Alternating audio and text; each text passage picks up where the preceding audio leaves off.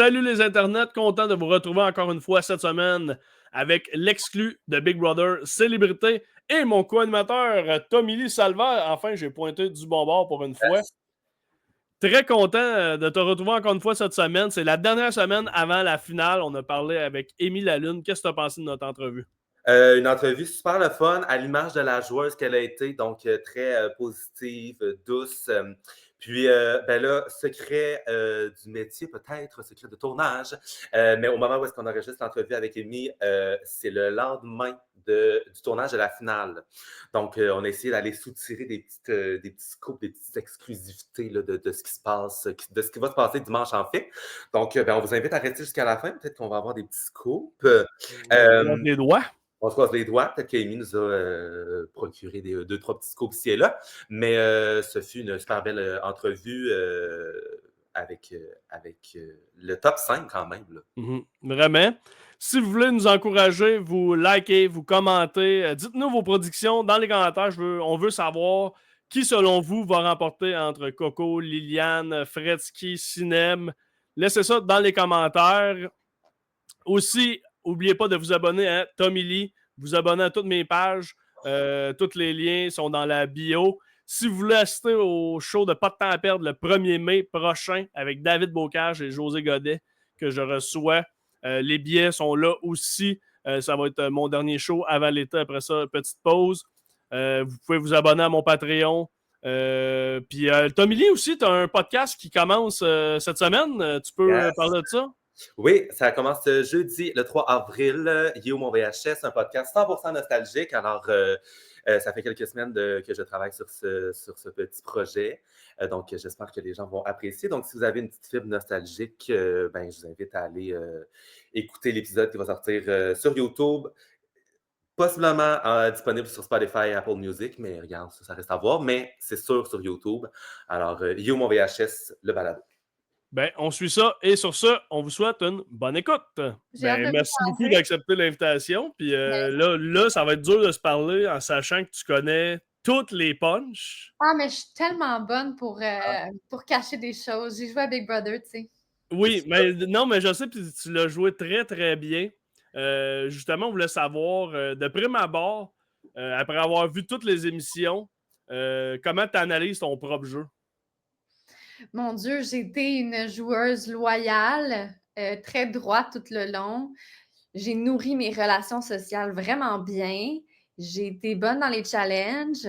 J'ai été très persévérante.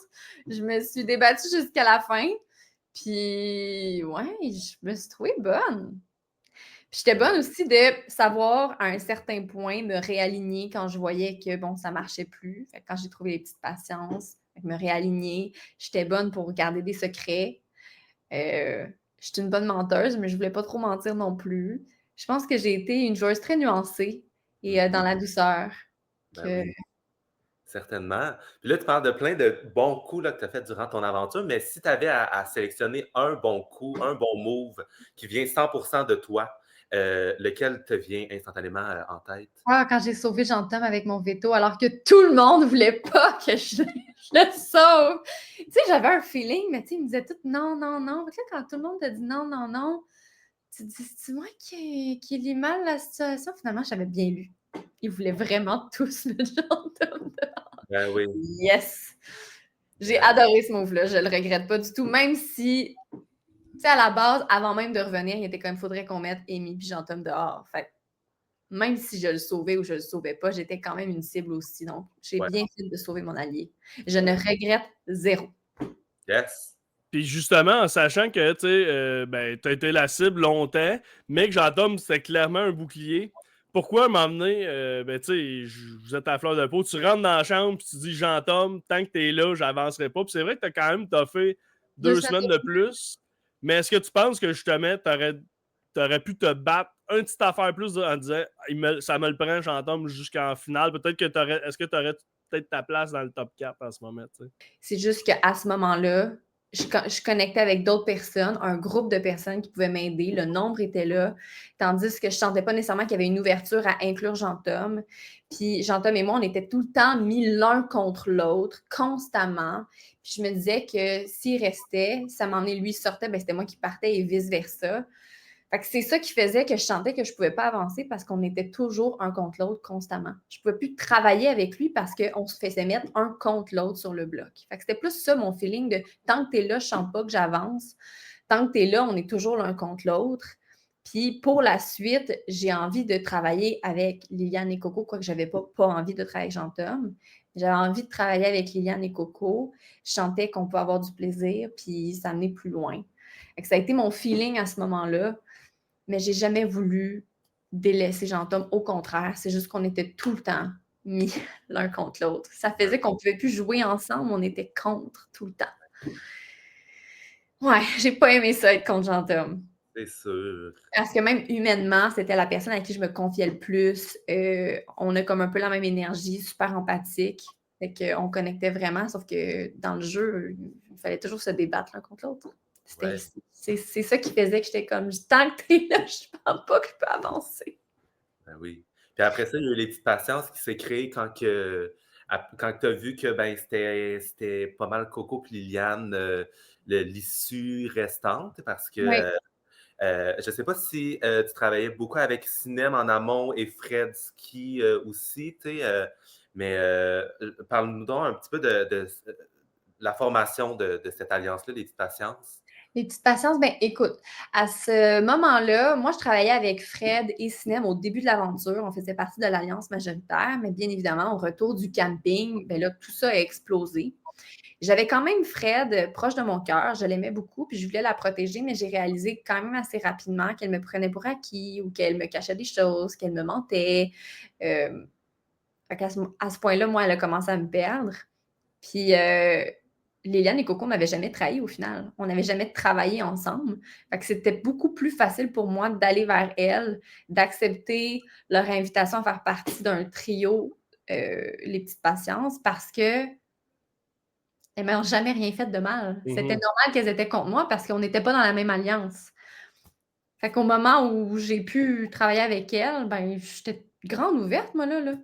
Ben oui. C'était parfait. J'ai adoré travailler avec eux. Tu sais, au final, c'était vraiment une affaire de challenge pendant l'ère des champions.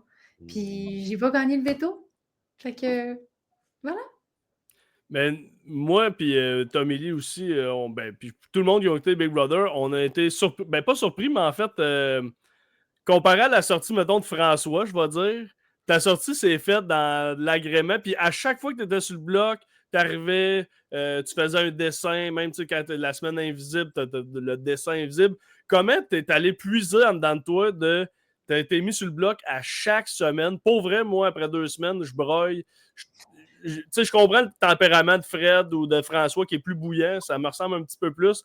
Comment tu as fait pour puiser, dire non, c'est vraiment un jeu, parce que pas tout le monde qui le réalise, tu sais. Ouais. Honnêtement, je sais pas comment. C'était ma force, je pense, dans ce jeu-là, de faire vraiment la différence entre le jeu et la vraie vie. Le social, le personnel. À chaque fois que les gens faisaient des choses, je savais que c'était dans le jeu et pas contre moi. Je savais qu'ils m'aimaient.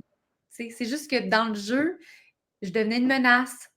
Ils voulaient m'éliminer, puis à la fin, ils ont bien fait de m'éliminer parce que, mais en fait, Coco ou moi, on était des joueuses qui, devant le jury, on pouvait gagner. Fait que je ne l'ai jamais pris personnel. C'est sûr que des fois, j'étais comme, ah là, c'est difficile, mais j'oubliais jamais que c'était un jeu. C'était ma force. C'était mon savoir. Une plus belle qualité à avoir en tant que joueur, de réussir à faire la part des choses entre les relations humaines que tu crées, mais aussi ces relations entre joueurs-là. Ouais. Exactement. Les relations entre joueurs, c'est honnêtement l'une des choses les plus importantes dans un jeu comme Big Brother. Parce qu'à la fin, quand tu te retrouves devant le jury, si tu as été fin ou tu as été intègre, ou même si tu as fait des moves qui n'étaient pas à leur avantage, mais que tu es capable de leur expliquer de manière très gentille et intègre encore une fois, ça va bien plus loin. La game sociale, honnêtement, c'est le noyau de Big Brother. Si tu n'as pas ça, même si tu fais plein de moves stratégiques, tu as moins de chances de gagner, selon moi.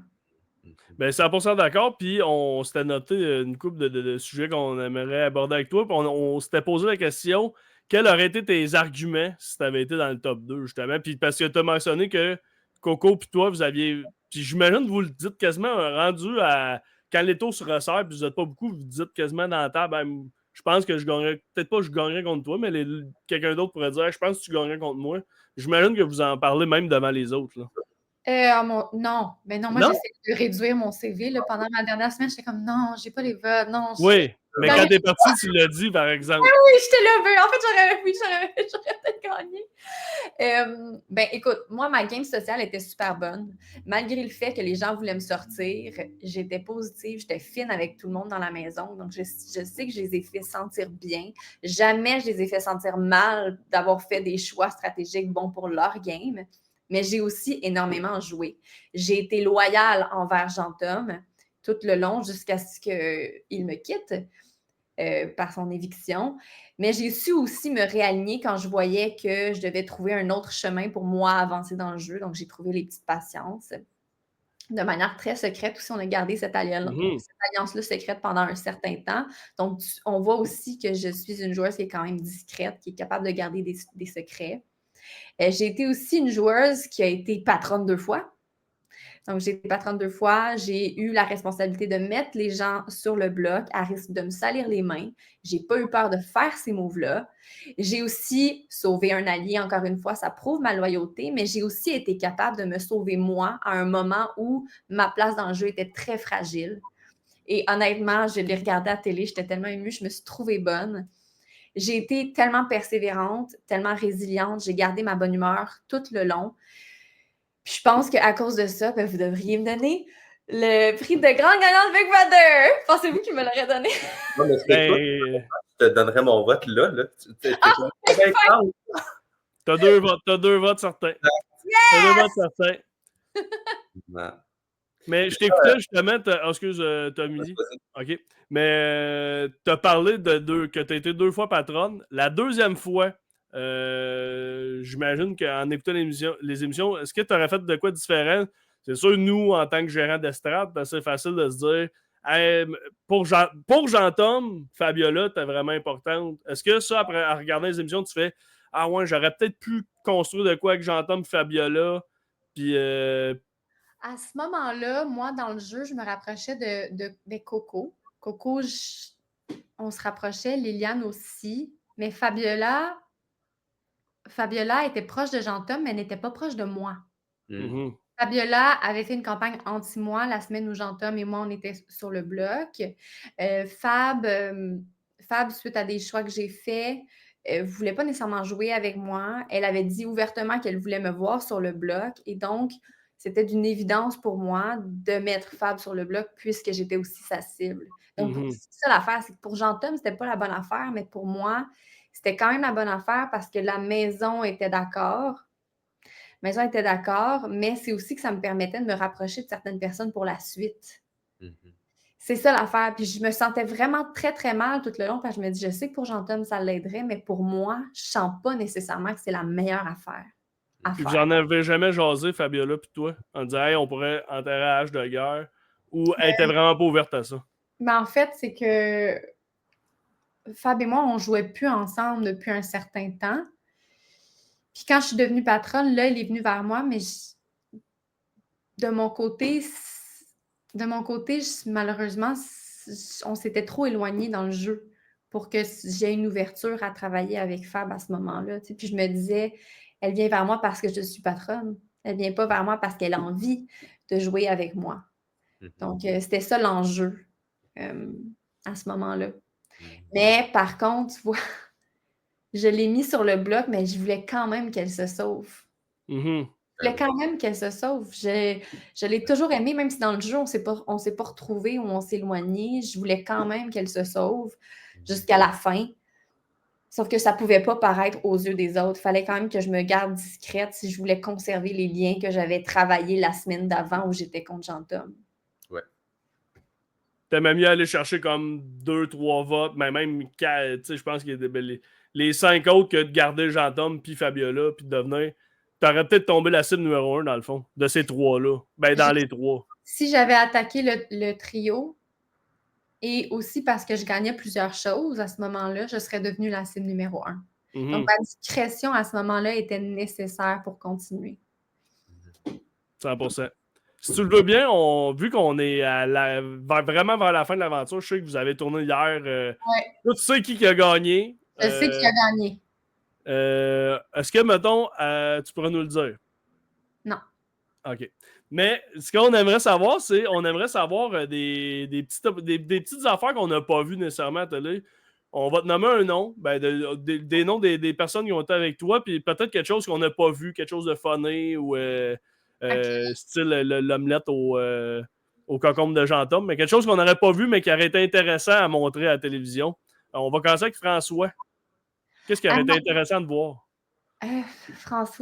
François, il était super serviable. Le matin, il se levait super tôt, puis il remplissait notre machine à café, il faisait la vaisselle, il partait des brassées de lavage. Il était vraiment comme coloc. François était vraiment super. Ça, je tiens à le dire. Puis François, on a déjà eu le droit à un striptease avec Martin dans la cuisine. Ils ne l'ont pas montré à la télé, mais c'était vraiment comique de voir le contraste entre Martin, qui a déjà joué un rôle, je pense, de stripteaseur dans une série, puis de François qui était tout raide. Ah, c'était tellement drôle. Mais François, c'est une barre, hein? Quand il essayait de twerker, ben justement là, je pense mais que ça ajoute à son. Ça ajoute. C'est juste comique, c'est cute, tu sais. Mettons qu'on te lance Fabiola. Oui, Fabiola, qu'est-ce qu'on n'aurait pas vu? Fab, mon Dieu. On a eu le droit à des concerts. Elle chante extrêmement bien. C'est le fun de tous se rejoindre dans le lounge pour l'écouter chanter. Évidemment, à la télé, on ne peut pas voir ça parce que c'est une musique libre de droit, pas libre de droit, mais c'est vraiment des beaux moments quand Fab ou Tom Elliott, Coco aussi, Coco qui a une voix incroyable, chantait. Là, ça, c'était vraiment des beaux moments. Fab est aussi très...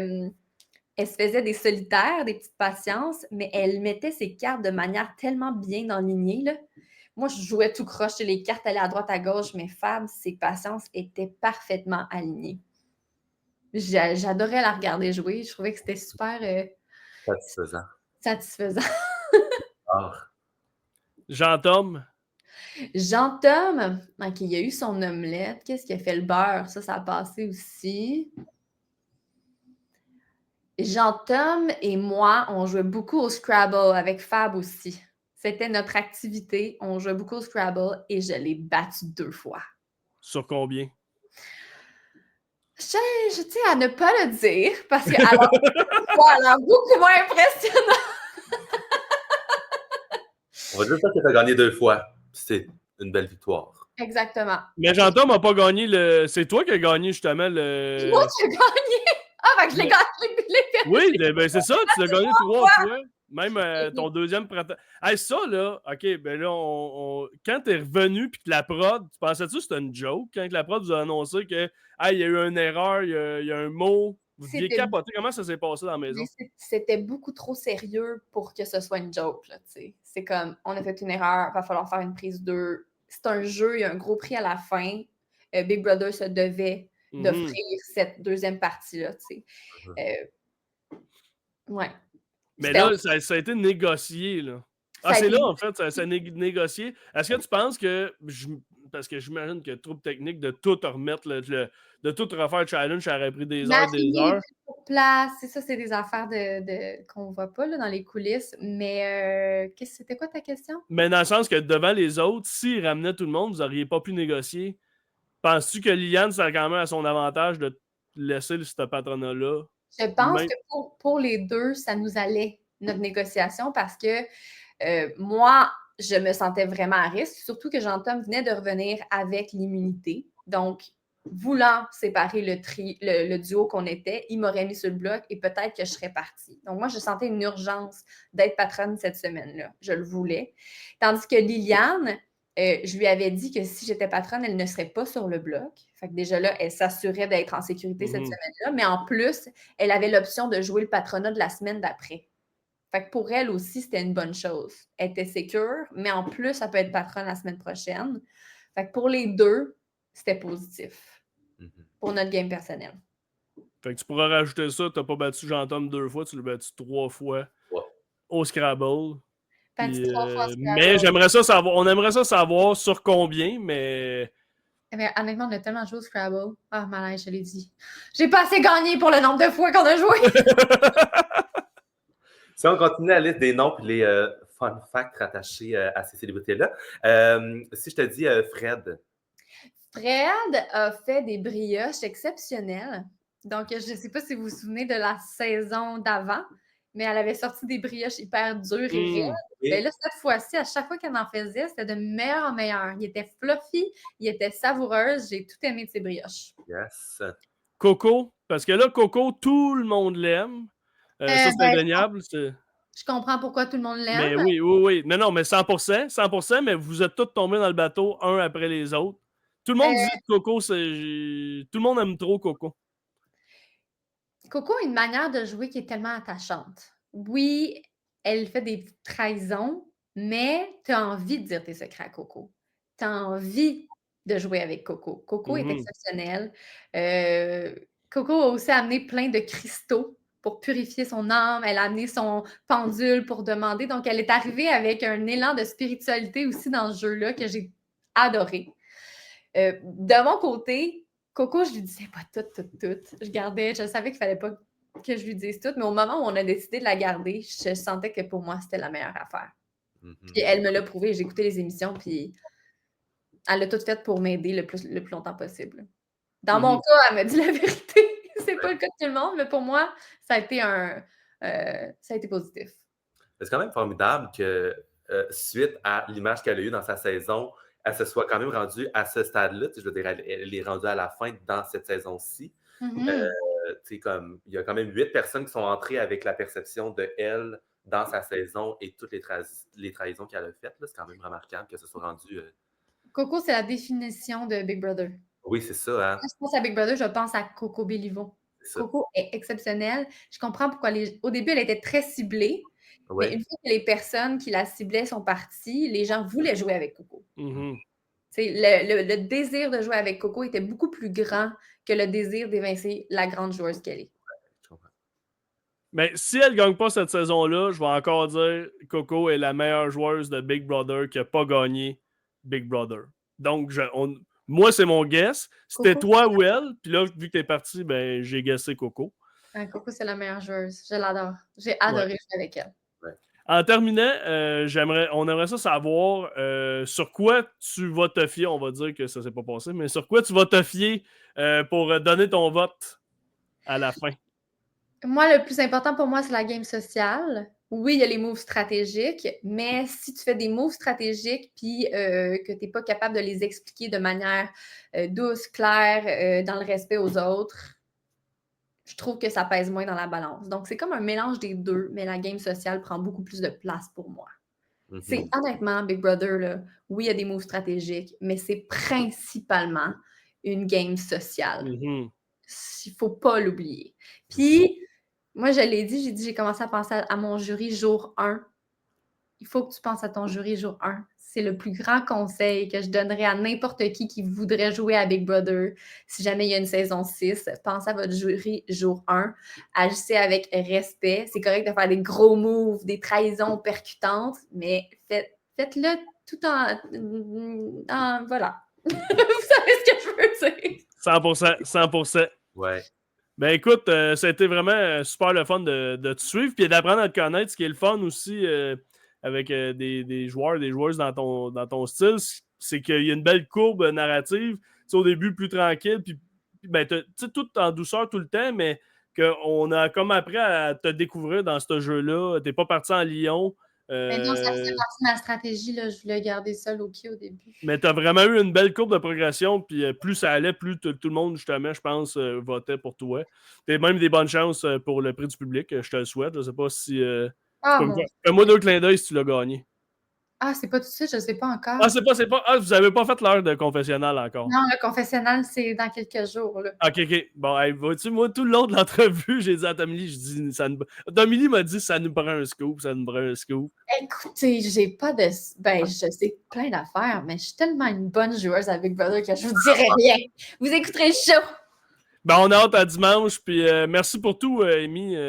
Vraiment. Très apprécié de ta présence cet Merci après-midi. à vous pour la superbe entrevue. Vous êtes super gentils.